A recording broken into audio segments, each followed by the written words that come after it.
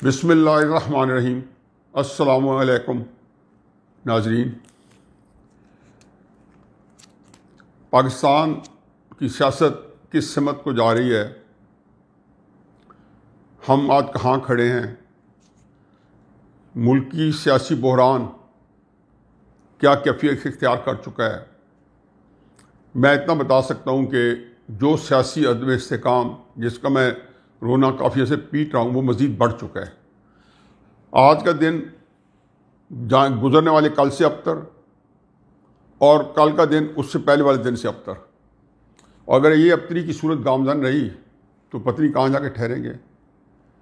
میرا خیال ہے کہ بالکل وہی رسپانس ہمارے حکمرانوں کا ہے جو ماضی کے اندر ہم دیکھتے آئے ہیں، کہ ایک طرف سے جو تحریکیں چلتی تھیں تو بالکل اس کو وہ آئینی ہاتھ کے ساتھ نپٹنے کی کوشش کرتے تھے، اور پھر بالآخر گھٹنے ٹیکتے تھے، پھر مذاکرات ہوتے تھے، وہ اتنی لیٹ ہو جاتی تھیں کہ نظام ہی سمیٹ لیا جاتا تھا۔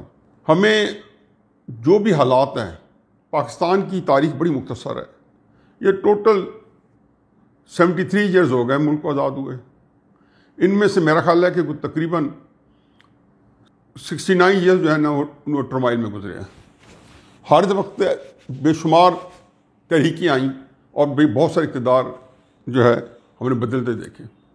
ایک بات ذہن میں رکھیں، اپوزیشن اب میدان عمل میں ہے۔ اگر ان کا ٹارگٹ عمران خان ہے یا اس کی حکومت ہے تو وہ تو شاید اچیو کر لیں، لیکن ماضی کے آئینے میں حالات کو دیکھ رہا ہوگا، ماضی سے جوڑنا ہوگا، کیونکہ ہماری مختصر تاریخ جو میں ابھی عرض کر رہا تھا کہ وہ بالکل نپی تلی ہے۔ ایک ہی طرح کے واقعات ہوتے ہیں، ایک ہی طرح کا اس کا ریئیکشن ہوتا ہے، ایک ہی طرح کے حکمران ہوتے ہیں، ایک ہی طرح کا ایک نظام ہے وہ رائج ہے۔ پھر جب اس کو ہٹایا جاتا ہے تو یا ڈائریکٹ معاشرہ لگ جاتا ہے یا ایک اسٹیبلشمنٹ کے ساتھ مینوپولیٹ کر کے کوئی گورنمنٹ آ جاتی ہے، اور پھر تاریخ جو ہے اسی طرح اپنے آپ کو دہراتی رہتی ہے۔ مثلا جب پچھلے 1.5-2 سال 2.5 سال اپوزیشن نے اسٹیبلشمنٹ کو ایک NRO دیا ہوا تھا، یا ان کے ساتھ کوئی انڈرسٹینڈنگ چل رہی تھی، جس کی وجہ سے ہم نے دیکھا کہ مریم بی بی بھی خاموش ہیں، اور اپوزیشن کی وہ گروپ مسلم ڈون کا اور پیپلز پارٹی کا جو کہ زیادہ ایک ان کے لیے جو ایک اچھے جذبات رکھتا تھا اسٹیبلشمنٹ کے لیے، وہ زیادہ ایکٹیو تھا اور ان کے ہاتھ میں سب کچھ تھا۔ تو میں اکثر کہتا تھا، بلکہ مسلم لیگ نون کی قیادت جن تک میری رسائی ہوتی تھی تو میں کہتا تھا کہ یہ جو آپ کر رہے ہیں، فرض کیا اس کے نتیجے میں آپ کو اگر اقتدار مل جاتا ہے تو جو 3 دفعہ آپ کا اقتدار رہا ہے اس کا تو تجربہ ایک ہی بتاتا ہے کہ آپ کو اقتدار ملا، 4-6 مہینے 8 مہینے بعد سازش شروع ہو گئی۔ یہی بے نظیر کے اقتدار کے ساتھ ہوا، یہی نواز شریف صاحب کے اقتدار کے ساتھ ہوا، یہی بے نظیر کے اقتدار کے ساتھ ہوا، یہی نواز شریف کے صاحب کے ساتھ ہوا، یہی زرداری صاحب کے اقتدار کے ساتھ ہوا، یہی نواز شریف صاحب کے ساتھ ہوا، اور یہی عمران خان کے ساتھ ہو رہا تھا یا ہو رہا ہے۔ اس کے میں تھوڑی سی روشنی ڈالوں گا۔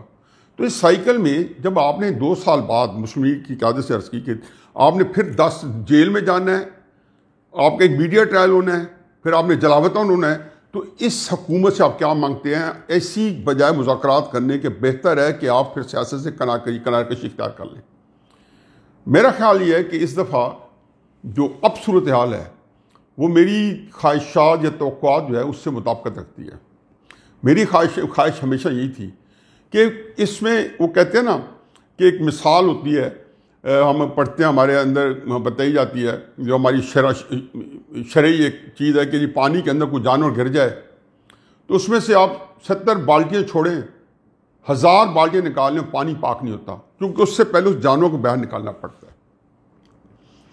بین ہی میں سمجھتا ہوں کہ جو فینڈ ہے، جو ریاست کے نظام میں جن گھسا ہوا ہے، اس کو سارٹ آؤٹ کرنا ہوگا، وگرنہ اسی طریقے سے کام ہوتا رہے گا، اسی طریقے سے مذاکرات ہوں گے۔ پہلی بات تو یہ ہے کہ مجھے، کیونکہ وہی ویریبلز ہیں، وہی کردار ہیں، نام بدل گئے ہیں، پاکستان بنانے والوں کے ساتھ جو بیت رہی تھی 50s میں اور 60s میں 70s میں جو فوج کے اپنے پیدا کیے ہوئے جو مارشل لاء کے پیدا کیے ہوئے سیاستدان جب وہ سامنے آئے اور جو کوئی فرق نہیں ان ساروں میں. بھٹو صاحب فوج کی نسل میں پیدا ہوئے, نواز شریف صاحب فوج کی نسل میں پیدا ہوئے, عمران صاحب کو تو توجہ دلاؤ نوٹس ہی فوج کی طرف سے تھا.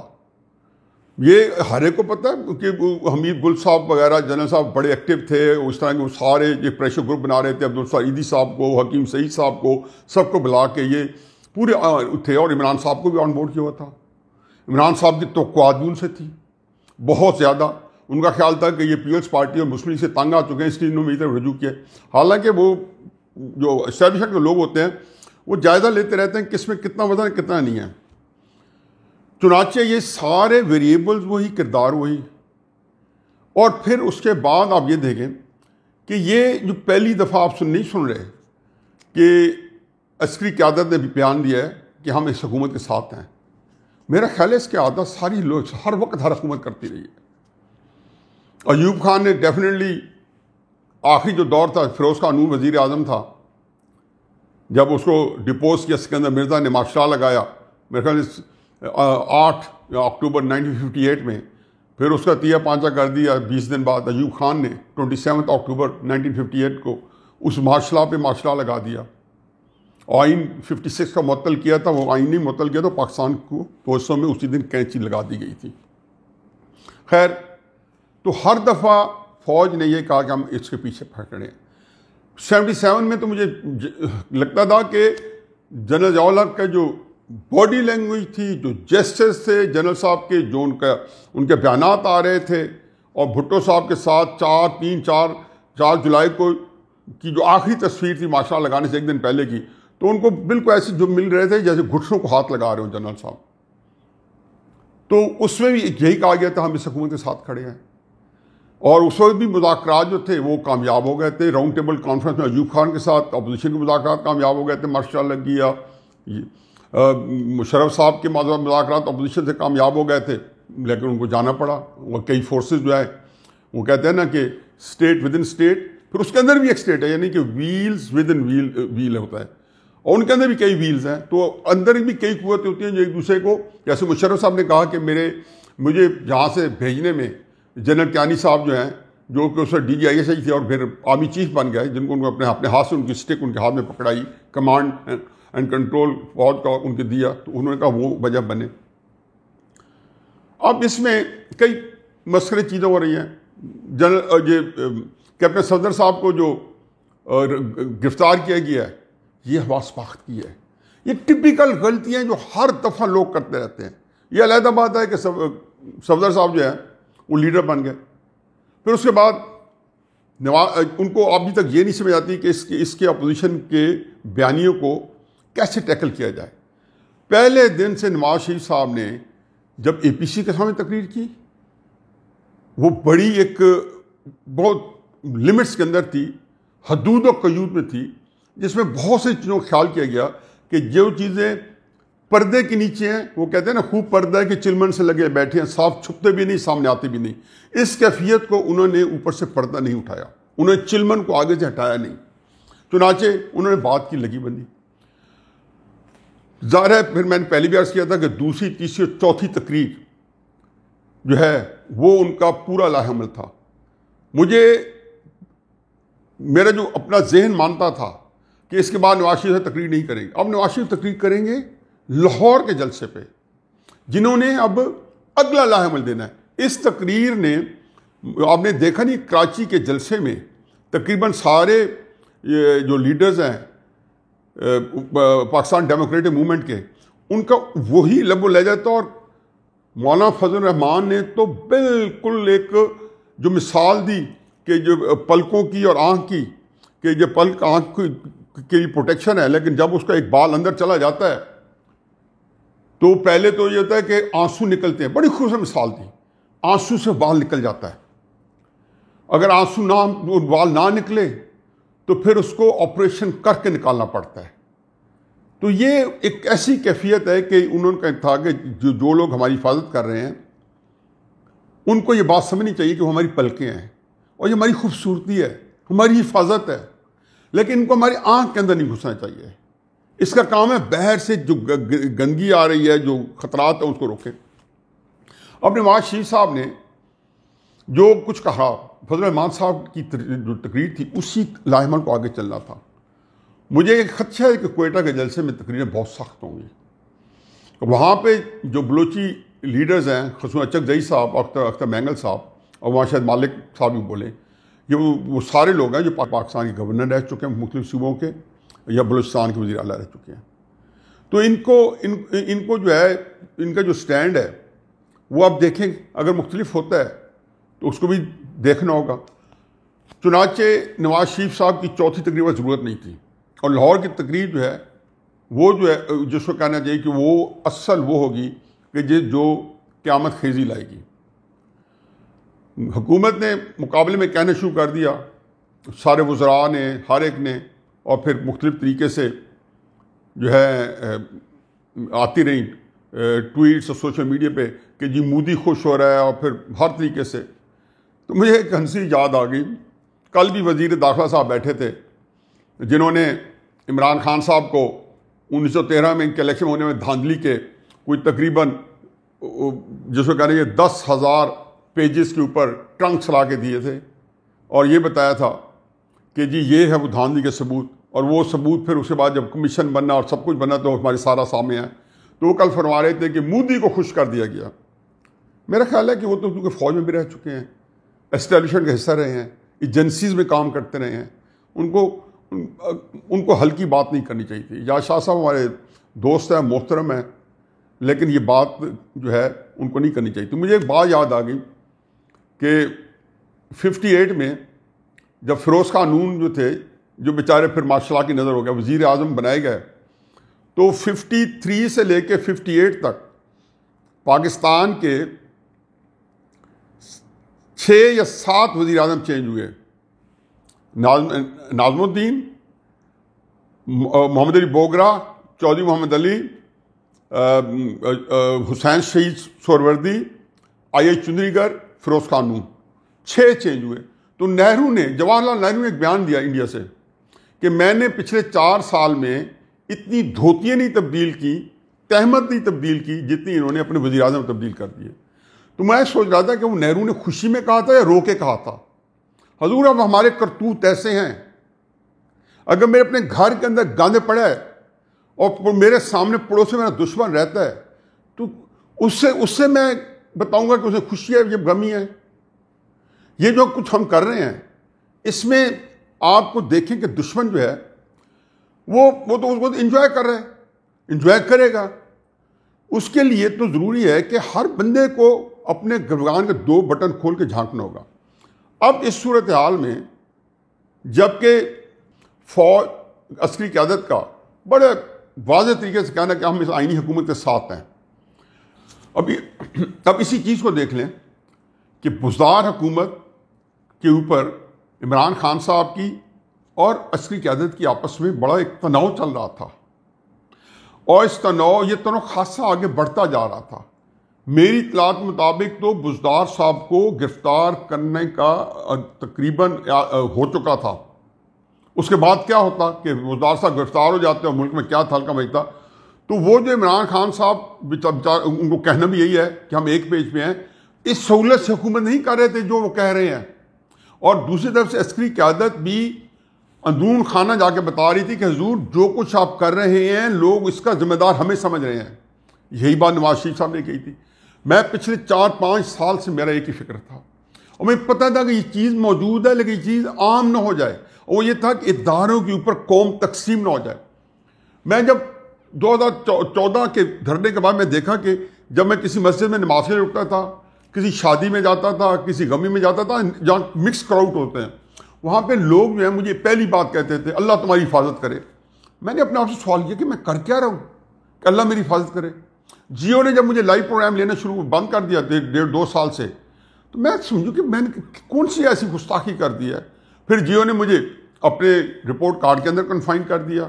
مجھے پتہ ہے ان بیچاروں کا میر شکیل الرحمان صاحب پہ جو گزر رہی ہے، اب اگر ہمارے جیسے ان کی چھوٹی سی بات کی وجہ سے گزر رہی ہے تو ڈیفینیٹلی ہمیں نہیں کرنی چاہیے، کیونکہ ان کو کیوں بھگتنا چاہیے ہماری کیوں کا. لیکن کہہ کیا رہے تھے ہم؟ اگر یہ کہتے ہیں کہ حضور آپ کھل کے سامنے آ کے جو چیز ڈھکی چھپی ہے وہ ڈھکی چھپی نہیں رہی. اب کیا ضرورت تھی کہ 8-10 دن پہلے ISPR نے کہا کہ ہمارا تو سیاست سے کوئی تعلق نہیں ہے. اب یہاں پہ لیول یہ ہو گیا کہ ایک MP MNA جو ہیں وہ بھی ہنستے ہوں گے کہ جن کی رسائی جو ہے سینئر نہیں جونیئر رینکس کے لوگوں کے ساتھ یا ان کی قسمتوں کے فیصلے وہاں پہ ہو رہے ہیں. ان کو ملتے ہیں پھر آ کے ہمیں بتاتے ہیں جی آج فلاں کہہ دیا ایک نہیں، فلاں نے یہ کہہ دیا، فلاں نے یہ کہہ دیا. تو اس لیول کی گیم جب آ جاتی ہے اور اس لیول کا ہو جاتا ہے تو اس کو تو لمحہ فکری عسکری قیادت کے لیے بھی ہے کہ اس کو انڈو کیسے کرے گی. جتنے انہوں نے آفیسرز فیلڈ میں ڈالے ہوئے ہیں ضلع میاں والی لیول پہ، بکھر لیول پہ، سرگودا لیول پہ، میاں چنو لیول پہ، ان کو کیسے وڈرا کرے گی؟ یا جو وہ کام کر رہے ہیں اگر وہ سیاست کے اندر دخل اندازی کر رہے ہیں جو کر رہے ہیں وہ کھلے عام کر رہے ہیں. یہ محکمہ زراعت کا نام جب لیتے تھے تو لوگ لے نہیں سکتے تھے دوسرا نام، اگر چوائس ہوتی تو بتا دیتے کہ یہ کون لوگ تھے. اب یہ جو واقعات میں شاہدارہ کا پرچہ ہو جانا، کراچی کا پرچہ ہو جانا، مرتضیٰ بھٹو کا قتل کیس ہو جانا، سائیوال ثانیہ سائیوال ہو جانا، وہ صلاح الدین بیچارہ جو نیم پاگل کو قتل کر دینا، پھر ماڈل ٹاؤن ہو جانا، یہ سارے تو پولیس نے کیے ہیں کیونکہ جو کر رہے تھے وہ وردی میں تھے. مرتضیٰ بھٹو شہید جو تھا اس کے اوپر پورا پاکستان ہل کے رہ گیا تھا کہ پیپلز پارٹی کی مرکز بھی حکومت تھی، صوبے بھی حکومت تھی، اور پیپلز پارٹی کی جو پولیس ہے وہ مرتضیٰ بھٹو کے آمنے سامنے کھڑی تھی. ہمارے دوست بلکہ برخوردار شاہد حیات مرحوم اس وقت ASP تھے، اور یہاں پہ ہمارے رائے طاہر صاحب ہیں، یہ بیچارے دونوں جیل میں ASP تھے اور جیل میں 2.5 سال گزار کیا مرتضیٰ قتل کیس میں. یہ ایک چیز بتاتے رہے ہیں کہ کیسے واقع ہو. تو میں ٹاپک یہ ہے کہ یہ چیزیں جو ہیں اس کو کیا فائدہ؟ شرع میں کوئی شرم نہیں ہے، بتانا چاہیے. اب اس کیفیت کے اندر ہم اگر اوائڈ کریں کسی ایسی چیز کو جو ہونے جا رہی ہے یا اس کو تسلیم نہ کریں تو آلریڈی لیٹ ہو چکا ہے، کیونکہ میری گزارش تھی کہ گجرانوالہ سے پہلے کر دیں. بظاہر پتہ چلا کہ نہیں، اس سے زیادہ سختی بڑھانی ہے، چلو بڑھا لیں. اب مجھے ڈر یہ ہے کہ اگلے سٹیپ میں آپ اگر کچھ کرنا بھی چاہیں گے تو نہیں کر سکیں گے، یا یہ ہے کہ ایک کوئی اور جگہ پہ کہیں پہ ایسی پلاننگ ہے کہ وہ اس ساری چیزوں کو آرکسٹریٹ کرا رہا ہے، وہ لڑائی کو بڑھا رہا ہے. لیکن آپ مت بھولیں، اب میں امید کر دوں کہ نواز شریف صاحب اس پہ جو ہے اپنا پورا مستحکم رہتے ہیں اور ڈٹے رہتے ہیں کہ اس دفعہ عمران خان صاحب جہاں سے میں نے شروع کیا تھا وہیں پہ میں آ کے اختتام کروں گا کنکلوڈ کرتے ہوئے کہ کیا کرنے کا کام کیا ہے. وہ یہ ہے کہ عمران خان صاحب کی حکومت جو ہے وہ اس کو گرانا نواز شریف کا مقصد نہیں ہے. ایٹ لیسٹ ان کی تقاریر کو جو میں نے ڈیس فائر کیا ہے، میں نے اس کے جو چیز اخذ کی ہیں اس میں سے وہ یہ ہے کہ عمران خان کی حکومت کو گرانے کے در پہ نہیں ہے. تو وہ کیا ہے؟ وہ اس کے بعد اگلا مرحلہ ہے. نواز شریف صاحب اس جنگ کے لیے تیار کرا رہے ہیں. وہ جنگ کس کے درمیان ہوگی؟ میں مان گیا کہ نواز شریف صاحب کے ساتھ لاکھوں میں نہیں ہزاروں میں نکلیں گے. کیا ہم افورڈ کر سکتے ہیں کہ ہزاروں لوگ جو ہے سڑک کے اوپر جنگ و جدل کا ماحول پیدا کر دیں؟ امریکہ اور بھارت جو ہے وہ کیوں نہیں فائدہ اٹھائے گا؟ اسی خانہ جنگی کو پھیلائے گا، اسی چیز کو آگے بڑھائے گا. مشرقی پاکستان کے اندر سٹیپ بائی سٹیپ یہی کچھ ہوا تھا. میں دعوے سے کہتا ہوں کہ شیخ مجیر الرحمان کو جو ووٹس ملے تھے ان میں سے آدھے سے جعلی تھے، کیونکہ وہاں الیکشن تک کے پہنچتے پاکستان کی جو ریٹ آف دا گورنمنٹ تھی وہ موجود ہی نہیں تھی، اور آج بھی موجود نہیں ہے. کہ چیف منسٹر پنجاب کہہ رہے ہیں مجھے میری مرضی کے بغیر ہو گیا، چیف منسٹر سندھ کہہ رہے ہیں میری مرضی کے بغیر یہ پرچہ ہو گیا. تو یہ کیا ہو رہا ہے پاکستان میں؟ اس 22 کروڑ کے ملک کو اس طرح چلانا ممکن نہیں تھا. چنانچہ یہ تو اپنے طور پہ جو بنانا ریپبلک تو بدنام ہوئی ہے، یہ تو کوئی ایک عجیب و غریب قسم مرغوب ہے جس میں ہم نے سارے نظام دیکھ لیے. آپ یہی چیزیں ہم نے 4 دفعہ تماشلا کے لیے کی اور باقی پس پردہ کام کر لیے. کیا نتائج نکلے؟ اکانومی جو ہے وہ کہاں پہنچا دی ہے؟ سی پیک بند کیا، کوئی پوچھنے والا نہیں ہے. سارے کے سارے عمران خان قاضی کو کسی نے بھیج دیا کہ امپائر نے بھیجا ہے. امپائر آج تک نامعلوم ہے، ایک نامعلوم عام شہری، اور یہ جو ہے غیر مرئی قوتیں، یہ 2-3 ہیں جنہوں نے 70 سال سے پاکستان کا تیا پانچ کیے ہوئے ہے، پاکستان کی اینٹ سینٹ پہ جائی ہوئی ہے۔ تو اگلا مرحلہ صرف یہ نہیں ہے کہ عمران خان صاحب کی حکومت کا، میرا خیال ہے عمران خان کی حکومت اتنی پائیدار نہیں ہے، وہ شاید جو ہے بڑی جلدی عمران خان صاحب محسوس کریں گے کہ میں ایک حد تک تو استعمال ہوں گا، اس سے زیادہ نہیں ہوں گا۔ اگلا اور اگر فرض کے عمران خان صاحب نہیں بھی سوچتے اور اس کو سمجھتے ہیں کہ یہ جو ہے بابر بعیش کوش کے عالم دوبارہ نیز اس کو میں انجوائے کروں، اقتدار کے جو 4 دن ہے، ایسی سوچ ان کے اندر اگر پروان چڑھ چکی ہے تو ایک جگہ پہ وہ آئے گا کہ یہ جس کو کہنا چاہیے ہماری جو اسٹیبلشمنٹ ہے وہ سوچے گی کہ اس کے ساتھ پاکستان اب تباہی سے جا رہا ہے، کیونکہ جب آرمی چیف کاروباری لوگوں کو بلا رہے تھے، جب آرمی چیف جو سیاستدانوں کو پس پردہ ملاقاتیں کر رہے تھے، خاقان عباسی صاحب سے، مفتاح اسماعیل صاحب سے، خواجہ آصف صاحب سے، تو ایک ہی تھا کہ اس پاکستان کے اندر جو اقتصادی بحران ہے اس سے کیسے نپٹا جائے۔ تو کسی نے شاید پتہ نہیں بتایا ہی نہیں کہ حضور اس کے لیے پہلے سیاسی استحکام چاہیے۔ میرا ایک لگا بندہ بیانیہ ہے کہ پہلی جو چیز کسی قوم کو اوپر اٹھانے کے لیے وہاں کے سیاسی استحکام ہے، ایک سیاسی نظام ہے۔ ہم نے سیاسی نظام کو کوئی پیچھے پڑ جاتے ہیں، ہمیں آئین کے پیچھے پڑ جاتے ہیں۔ تو کوئٹہ کے جلسہ کے بعد تو بہت دیر ہو جائے گی، جتنی جگہ آپ پکڑیں گے، آپ کسی کو بطی اللہ جان کو آپ نے پکڑا، آپ کو چھوڑنا پڑ گیا، کتنے بندے پکڑتے ہیں آپ کو دوسرے چھوڑنا پڑ جاتا ہے کہ اندر سے ہی شور اٹھتا ہے کہ یار یہ کام صحیح نہیں ہوا۔ کیپٹن صفدر کو آپ کو پکڑا، آپ کو چھوڑنا پڑ گیا، آپ کو آزاد کشمیر کے صدر کے وزیر اعظم پہ آپ نے غداری کا مقدمہ کرا، آپ کو پیچھے ہٹنا پڑا۔